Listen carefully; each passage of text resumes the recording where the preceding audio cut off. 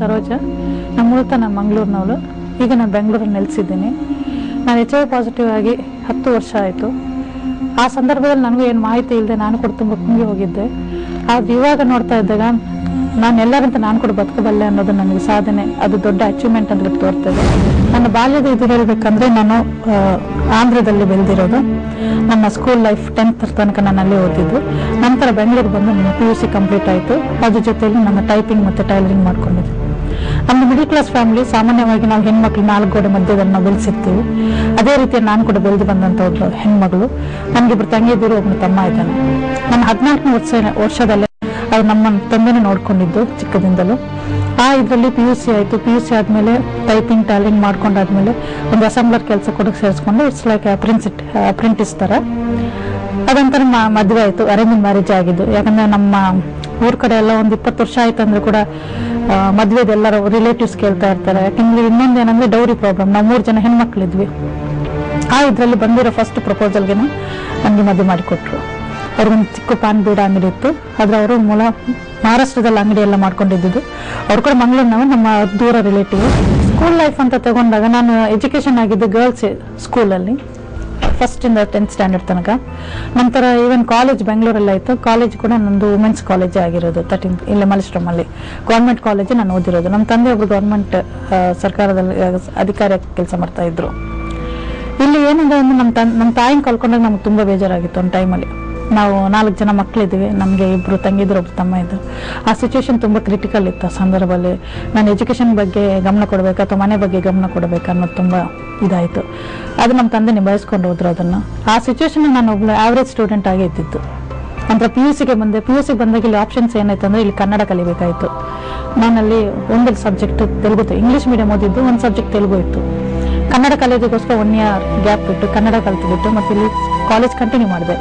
But graduation ಮಾಡಬೇಕು ಅಂತ ಅಂದಾಗ ನಮ್ಮ ತಂದೆ ಹೇಳಿದ್ರು, ನಿಮಗೆ ಡೌರಿ ಕೊಡೋದು ಪ್ರಾಬ್ಲಮ್ ಆಗ್ಬೋದು ಅಂತ. ನಮ್ಮ ಕಡೆ ಡೌರಿದು ತುಂಬ ಪ್ರಾಬ್ಲಮ್ ಇದೆ, ಯಾಕೆ ನಿಮ್ಗೆ 2 ತಂಗಿದಿರೋದು. ಸೊ ಅದಕ್ಕೆ ಅಲ್ಲಿಗೆ ನಾನು 2nd year PUC ನಾನು ನಿಲ್ಲಿಸಿದ್ದೆ. ನಂತರ ನಾನು ಒಂದು ಟೈಲರಿಂಗ್ ಟೈಪಿಂಗ್ ಎಲ್ಲ ಕಲಿತೆ. ಆಮೇಲೆ ಒಂದು ಅಸೆಂಬ್ಲಿಂಗ್ ಇದಕ್ಕೆ ಕೂಡ ಹೋದೆ ಕೆಲಸಕ್ಕೆ, ಎಲೆಕ್ಟ್ರಾನಿಕ್ಸ್ ಇದರಲ್ಲಿ. ಬಟ್ ಅದು ಲಿಮಿಟೆಡ್. ಏನಿದಕ್ಕೆ 9:30 to 5:30. ಆವಾಗ ಏನು ಈ ಥರ ಕೆಲಸಕ್ಕೆ ಹೋಗಬೇಕು ಅಂತಲ್ಲ, ಕೆಲಸ ಕಲಿಯೋದಕ್ಕೆ ಒಂದು ಇಂಟ್ರೆಸ್ಟ್ ತುಂಬ ಇತ್ತು. ಆ ಥರ ಹೋಗ್ಬಿಟ್ಟು ನಂತರ ಫಸ್ಟ್ ಪ್ರಪೋಸಲ್ ಬಂತು, ಮದುವೆ ಆಯಿತು. ಮದುವೆ ಕೊಟ್ಟು ನಂದು ವಿದಿನ್ 15-20 days ಫಿಕ್ಸ್ ಆಗಿರೋದು. ನಾನು ದೊಡ್ಡ ಮಗಳಾಗಿದ್ದರಿಂದ ಮತ್ತೆ ಡೌರಿ ಇದೆಲ್ಲ ನಾನು ಹೇಳ್ದಲ್ಲ, ಅದರಿಂದ ಫಸ್ಟ್ ಪ್ರಪೋಸಲ್ ಬಂತು. ನನ್ನ ತಂಗಿದ್ದೇನು, ಯಾಕಂದ್ರೆ ತಾಯಿ ಕೂಡ ಇಲ್ಲ. ಆ ಥರ ಇದ್ರಲ್ಲಿ ಫಸ್ಟ್ ಪ್ರಪೋಸಲ್ಗೆ ನಾವು ಒಪ್ಪಿಗೆ ಕೊಟ್ಟು ಮದುವೆ ಮಾಡ್ಕೊಂಡಿದ್ದು.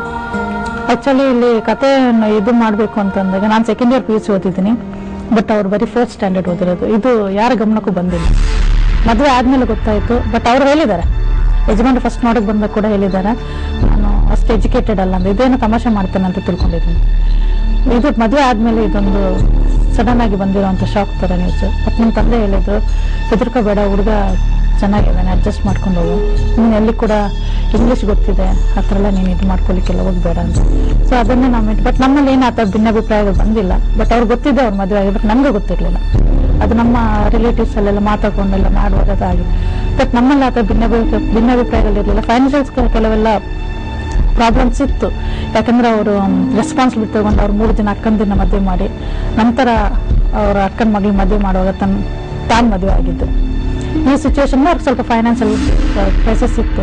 ಅದು ನಮ್ಮಲ್ಲಿ ಅಥವಾ ಭಿನ್ನಾಭಿಪ್ರಾಯಗಳಿರಲಿಲ್ಲ. ಫಸ್ಟ್ ಮಗು ಹುಟ್ಟಿದ ಚೆನ್ನಾಗೇ ಇತ್ತು, ಸಂತೋಷವಾಗಿತ್ತು. 2ನೇ ಮಗು ಹುಟ್ಟಿದಾಗ ಮಾತ್ರ ನಮಗೆ ತೊಂದರೆ ಆಯಿತು. ಯಾಕಂದ್ರೆ ಅವಾಗ HIV ಟೆಸ್ಟ್ ಮಾಡಿದ್ರು. HIV ಅಂತ ಟೆಸ್ಟ್ ಮಾಡಿಲ್ಲ, ರುಟೀನ್ ಟೆಸ್ಟ್ ಅಂತಾನೆ ಮಾಡ್ಕೊಂಡು ಹೋಗಿರೋದು ಅದು. ಮತ್ತೆ ಇನ್ನು ರಕ್ತದಲ್ಲಿ ದೋಷ ಇದೆ ಅಂತ ಹೇಳ್ಕೊಂಡು ಹೋಗಿದ್ರು. ರಕ್ತದಲ್ಲಿ ದೋಷ ಅಂದ್ರೆ ಏನ್ ದೋಷ ಅಂತ ಬಿಟ್ಟು ಹೇಳಕ್ಕೆ ಅವ್ರು ರೆಡಿ ಇರಲಿಲ್ಲ. ಗಂಡನ ಕರ್ಕೊಂಡು ಬಾ ಅಂತ ಮಾತ್ರ ಡಾಕ್ಟರ್ ಹೇಳ್ತಾ ಇದ್ದಿದ್ದು. ಗಂಡನ ಕರ್ಕೊಂಡು ಬಾ, ಯಾಕೆ ನಾನು ಅವಳ ತಂದೆ, ನಾನು ಇಲ್ಲಿದ್ದೀನಿ ಜೊತೆಯಲ್ಲಿ, ಯಾಕೆ ಡೆಲಿವರಿಗೆ ಬಂದಿದ್ದಲ್ಲ, ನೀವು ನನಗೆ ಹೇಳಿ ಏನು ತೊಂದರೆ ಇದೆ ಅಂತ ಬಿಟ್ಟು. ಇಲ್ಲ ಆ ಥರ ಎಲ್ಲ ಹೇಳಕ್ಕೆ ಅವ್ರು ಗಂಡನೇ ಬರಬೇಕು ಅಂತ. ಇಲ್ಲ ನಂಗೆ ಹೇಳಿ ಅಂತ ಬಿಟ್ಟು ಪ್ರೆಷರ್ ಮಾಡಿದಾಗ ಅಂತಂದ್ರೆ ನಾನೊಬ್ಬನ ಎಜುಕೇಟೆಡ್ ಅಂತ ಬಿಟ್ಟು ಹೇಳಿದ್ಮೇಲೆ ಮತ್ತೆ ಡಾಕ್ಟರ್ ಹೇಳಿದ್ರು, ಆಕೆಗೆ ಇನ್ನೊಂದು ಟೆಸ್ಟ್ ಮಾಡ್ಬೇಕು, ಕನ್ಫರ್ಮ್ ಟೆಸ್ಟ್, ಅದಕ್ಕೆ ಸ್ವಲ್ಪ ಖರ್ಚಾಗತ್ತೆ. ಆಯ್ತು, ನಾನು ಖರ್ಚು ಮಾಡ್ಲಿಕ್ಕೆ ರೆಡಿ ಇದ್ದೀನಿ ಅಂತ ಬಿಟ್ಟು ಮತ್ತೆ ಸಿಟಿಗೆ ಅವರು ಬ್ಲಡ್ ಟೆಸ್ಟ್ ಕಳಿಸಿದ್ರು. ಅದು ವೆಸ್ಟರ್ನ್ ಬ್ಲಡ್ ಟೆಸ್ಟ್ ಕನ್ಫರ್ಮ್ ಆಗಿತ್ತು, ಅದರಲ್ಲಿ ಇದೆ ಅಂತ ಬಿಟ್ಟು ಗೊತ್ತಾಯಿತು. ಅದು ಗೊತ್ತಾದ ನಂತರ ಕೂಡ ಅವರು ಗಂಡನ ಕರ್ಕೊಂಡ್ ಬನ್ನಿ ಆದ್ರೆ ತಿಳಿಸಿದ್ದು ಫಸ್ಟ್ ನಮ್ಮ ತಂದೆಗೆ, ನನಗೆ ಹೇಳಿಲ್ಲ ಗೈನಕಾಲಜಿಸ್ಟ್. ಆಮೇಲೆ ನಮ್ಮ ತಂದೆ ಹೇಳಿದ್ರು, ಇಲ್ಲ ಆಕೆ ಕೂಡ ತಿಳಿಸಿದ್ರು. ಬಟ್ ತಿಳಿಸಿದಾಗ ನಮ್ಗೆ ಏನದು ಬ್ಲ್ಯಾಂಕ್, ನಮ್ಗೆ ರೂಟ್ಸ್ ಆಫ್ ಟ್ರಾನ್ಸ್ಮಿಷನ್ ಗೊತ್ತಿಲ್ಲ, ಅದು ಏನಕ್ಕೆ ಬಂತು ಅಂತ ಗೊತ್ತಿಲ್ಲ, ಬಟ್ ಹೇಗೆ ಜೀವನ ಮಾಡೋಕೆ ಮುಂದೆ ಅನ್ನೋದು ಕೂಡ. ಬಟ್ ಅದು ಒಂದು ಡೆತ್ ಸೆಂಟೆನ್ಸ್ ಮೇಲೆ ನನ್ನ ಮಗಳು ಬದುಕಲ್ಲ, ನಾನು ಹೆಚ್ಚು ಬದುಕಲ್ಲ ಅನ್ನೋದಿತ್ತು. ಬಟ್ ಆ ಸಂದರ್ಭದಲ್ಲಿ ನನಗೆ ಹೋಗಿರುವಂಥದ್ದು ಏನಂತಂದ್ರೆ ನನ್ನ ಮಗು ಎಲ್ಲಿ ಮತ್ತೆ ಅನಾಥ ಆಗ್ತಾನೆ ಅನ್ನೋದನ್ನ. ಯಾಕಂದ್ರೆ ನಮ್ದು 14 ವರ್ಷದಲ್ಲಿ ನನ್ನ ತಾಯಿನ ಕಲ್ಕೊಂಡು ಜೀವನ ಮಾಡ್ಕೊಂಡ್ಬಂದ್ವಿ. ಇನ್ನು ನನ್ನ ಮಗನಿಗೆ ಇಬ್ರು ನಾವು ತಂದೆ ತಾಯಿ ಕೂಡ ಇರಲ್ವಾ ಅಂದ್ರೆ ಆ ಟೈಮಲ್ಲಿ ಟೆಸ್ಟ್ ಮಾಡಿದಾಗ ನಮ್ಮ ಯಜಮಾನ್ರು ಕೂಡ ಟೆಸ್ಟ್ ಮಾಡಿದಾಗ ಏನಾಯ್ತಂದ್ರೆ ಅವ್ರು ಇನ್ನೂ ದೊಡ್ಡ ಆಸ್ಪತ್ರೆಗೆ ಹೋಗಿ ಟೆಸ್ಟ್ ಮಾಡ್ಕೊಂಡ್ರು, ನನ್ಗಿಲ್ಲ ಅಂತ ಬಿಟ್ಟು. ಅಲ್ಲಿ ಕೊಟ್ಟಿರೋ ಡಾಕ್ಟರ್ ಇನ್ಫಾರ್ಮೇಶನ್ ನೀನ್ 3 ತಿಂಗಳಲ್ಲಿ ಸಾಯ್ತೀಯ ನಿನ್ನ ಫ್ಯಾಮಿಲಿ ಅಂತ ಹೇಳಿದ್ರು. ಅದು ಅವ್ರಿಗೆ ತುಂಬಾ ನೋವಾಗಿ ಅದು ಸುಸೈಡ್ ಅಟೆಂಪ್ಟ್ ಮಾಡ್ಕೊಂಡ್ರು. ಸುಸೈಡ್ ಅಟೆಂಪ್ಟ್ ಮಾಡ್ಕೊಂಡು ತನ್ನ ಮನೆಯಲ್ಲಿ ಮಾತ್ರ ಅವ್ರಿಗೆ ಆ ಟೈಮಲ್ಲಿ ಸೇವ್ ಮಾಡಿದ್ರು, ಬಟ್ ತನ್ನ ಮನೆಯಲ್ಲಿ ಅವ್ರಿಗೆ ಡಿಸ್ಕ್ರಿಮಿನೇಷನ್ ಅಲ್ಲೇ ಶುರು ಆಯ್ತು. ಕಲಂಕ ಅವ್ರಿಗೆ ಮಾಹಿತಿ ಗೊತ್ತಿಲ್ಲ ಅವಾಗ ರೂಟ್ಸ್ ಆಫ್ ಟ್ರಾನ್ಸ್ಮಿಷನ್, ಇನ್ನೇನು ಇವನ್ ಸಾಯ್ತಾನೆ, ಇದು ಅಂಟು ರೋಗ ಆತರ ಅನ್ಕೊಂಡು ಅವ್ರಿಗೆ ಡಿಸ್ಕ್ರಿಮಿನೇಷನ್ ಶುರು ಆಯ್ತು. ನಾನು ಡೆಲಿವರಿ ಆದ್ಮೇಲೆ ಅವ್ರು ಯಾರು ಬಂದಿಲ್ಲ, ಹಾಸ್ಪಿಟಲ್ ಡೆಲಿವರಿ ಆಯ್ತು. ನಮ್ಮಲ್ಲಿ ನೇಮಿಂಗ್ ಸೆರೆಮನಿ ನಾಮಕರಣ ಎಲ್ಲ ಆಯ್ತು, ನಾಮಕರಣ ಕೂಡ ಯಾರು ಬಂದಿಲ್ಲ. ಈ ಸಿಚುವೇಶನ್ ಅಲ್ಲಿ ತುಂಬಾ ನಮ್ಗೆ ಫೇಸ್ ಮಾಡೋದು ತುಂಬಾ ಕಷ್ಟ ಆಯ್ತು. ಅಕ್ಕಪಕ್ಕದವರು ಕೇಳೋ ಪ್ರಶ್ನೆಗಳಿಗೆ ಅಂದ್ರೆ ಅವ್ರ ನಮ್ಮ ತಂದೆನ ಕೇಳ್ತಾ ಇದ್ರು, ಆಕಿನ ಗಂಡನ ಮನೆಯವ್ರು ಯಾಕೆ ಬಂದಿಲ್ಲ, ಆಕಿನ ಕರ್ಕೊಂಡು ಹೋಗ್ಲಿಕ್ಕೆ ಬರಲ್ವಾ, ಈ ತರ ಶಾಸ್ತ್ರಗಳೆಲ್ಲ ಮಾಡಕ್ ಬರಲ್ವಾ ಅಂತ. ಇದರಿಂದ ನಾನು ಮತ್ತೆ ಈ ಪ್ರಶ್ನೆಗಳಿಗೆ ಉತ್ತರ ಕೊಡ್ಲಿಕ್ಕೆ ಕಷ್ಟ ಆಗ್ತಾ ಇತ್ತು. ನಂತರ ಆ ಮಗು ತೀರೋಯ್ತು. 4.5 ತಿಂಗಳಾದ್ಮೇಲೆ 5 ತಿಂಗಳು ಹಿಡಿಬೇಕಾದ್ರೆ ಆಮೇಲೆ ಡಿಸಿಷನ್ ತಗೊಂಡೆ, ಇದಕ್ಕೆ ನಾನು ಹೊರಗಡೆ ಬರ್ಬೇಕಾಗತ್ತೆ. ಯಾಕಂದ್ರೆ ಈ ಮಗುನ್ ನಾನು ಸೇವ್ ಮಾಡ್ಬೇಕಂದ್ರೆ, ನಮ್ಮ ಹಸ್ಬೆಂಡ್ನ ಸೇವ್ ಮಾಡ್ಬೇಕಂದ್ರೆ ನಾನು ಹೊರಗಡೆ ಬರ್ಬೇಕಾಗತ್ತೆ ಅಂತ. ಆ ಸಂದರ್ಭದಲ್ಲಿ ನಮ್ಮ ತಂದೆಗೆ ಹೇಳ್ಬಿಟ್ಟು ನಾನು ಮತ್ತೆ ಬೆಂಗಳೂರಿಗೆ ಬಂದೆ. ಯಾಕಂದ್ರೆ ಅವರು ನಮ್ಮ ಯಜಮಾನ್ರು ಸುಸೈಡ್ ಅಟೆಂಪ್ಟ್ ಮಾಡಿದ್ರು, ಮತ್ತೆ ವಾಪಸ್ ಅವ್ರ ಕೆಲ್ಸಕ್ಕೆ ಹೋಗಿಲ್ಲ. ಅವ್ರು ಬೇರೆ ಕಡೆ ಬಂದು ಒಂದು ಹೋಟ್ಲಿಗೆ ಸೇರಿದ್ರು. ನಂತರ ನನಗೆ ಫೋನ್ ಮಾಡಿಲ್ಲ, ನಾನು ಇಂಥ ಕಡೆ ಇದ್ದೀನಿ ಅಂದ್ಬಿಟ್ಟು ಅವ್ರು ಹೇಳಿದ್ರು. ಆಮೇಲೆ ಮಗು ತೀರೋಗಿದ್ದು ಅವ್ರಿಗೆ ಗೊತ್ತಾಯ್ತು. ಅವ್ರು ಬಂದ್ರು, ಅವಾಗ ಅವ್ರ ಬಾಡಿ ತುಂಬಾ ವೀಕ್ ಆಗಿತ್ತು. ಅವ್ರನ್ನ ಉಳಿಸ್ಕೋಬೇಕಂದ್ರೆ ಅವ್ರಿಗೆ ಸಪೋರ್ಟ್ ಯಾವುದೇ ಇರಲಿಲ್ಲ. ಬಟ್ ಫ್ಯಾಮಿಲಿಗೆ ಫಸ್ಟ್ ಮತ್ತೆ ವಾಪಸ್ ಅವ್ರ ಮನೆ ಹೋಗ್ಲಿಕ್ಕೆ ಅವ್ರು ರೆಡಿ ಇರಲಿಲ್ಲ. ಮತ್ತೆ ಹೇಳಿದ್ರು ಈ ತರ ಆಯ್ತಲ್ಲ ನಮ್ಮ ಜೀವನ ಏನ್ ಮಾಡೋದು ಅಂತ. ಅವಾಗ ನಾವು ನಿರ್ಧಾರ ತಗೊಂಡು ನಾವು ಹೊರಗಡೆ ಎಲ್ಲಾದ್ರೂ ದೂರ ಹೋಗ್ಬಿಟ್ಟಿರೋಣ ಅಂತ. ಅವಾಗ ನಮ್ಮ ತಂದೆ ಸಪೋರ್ಟ್ ಮಾಡಿ ಬೆಂಗಳೂರು ಕಳ್ಸಿಕೊಟ್ರು. ಇಲ್ಲಿ ನನ್ನ ತಮ್ಮ ಇದ್ರು, ತಮ್ಮನ ಇದಕ್ಕೆ ಬಂದ್ಬಿಟ್ಟು ಮತ್ತೆ ನಾನು ಪೇಪರ್ ಆ್ಯಡ್ ಇದೆಲ್ಲ ನೋಡಿಕೊಂಡು ಏಡ್ಸ್ ಹೆಲ್ಪ್ ಲೈನ್ಗೆಲ್ಲ ಕಾಂಟ್ಯಾಕ್ಟ್ ಮಾಡಿಕೊಂಡು ಕೇರ್ ಹೋಮ್ ಅಂತ ಬಿಟ್ಟು ಒಂದು ಕ್ರಿಶ್ಚಿಯನ್ NGOಗೆ ಕಾಂಟ್ಯಾಕ್ಟ್ ಮಾಡಿ ಅಲ್ಲೊಬ್ಬರು ಫಾದರ್ ಜೋಸ್ ಅಂತ ಇದ್ರು. ಅವ್ರು ನಮಗೆ ಕೌನ್ಸಿಲಿಂಗ್ ಕೊಟ್ಟು ಕೆಲವು ಫ್ಯಾಮಿಲೀಸ್ನ ಕಳಿಸ್ಕೊಟ್ರು, ಧೈರ್ಯ ತಂದಿದ್ರು. ಆವಾಗ ನಮ್ಗೆ ಅದೊಂದು ನೋಡಿದ ತಕ್ಷಣ ಅವ್ರಿಗೆ ಹೌದು ನಮ್ದು ಜೀವನ ಇದೆ, ಇಲ್ಲಿ ಹಲವಾರು ಫ್ಯಾಮಿಲೀಸ್ ಇದೆ, ನಾವು ಒಬ್ಬರೇ ಅಲ್ಲ ಅಂತ ಬಿಟ್ಟು ಧೈರ್ಯ ಬಂತು. ಅದಂತ ಆ NGO ಮುಖಾಂತರ ನಾವು ಬೇರೆ ಕಡೆ ಕಾಂಟ್ಯಾಕ್ಟ್ ಸಿಕ್ತು ನಮಗೆ. ನ್ಯೂಟ್ರಿಷನ್ಗೆ ಅಂದ್ರೆ ಅಲ್ಲಿ ಪೌಷ್ಟಿಕ ಆಹಾರ ಬಗ್ಗೆ ಹೇಳ್ತಾ ಇದ್ರು. ಅದು ತಗೊಳ್ಳೋಂಥ ಪರಿಸ್ಥಿತಿಯಲ್ಲಿರಲಿಲ್ಲ. ಯಾಕಂದ್ರೆ ನಾನು ಹೌಸ್ ವೈಫ್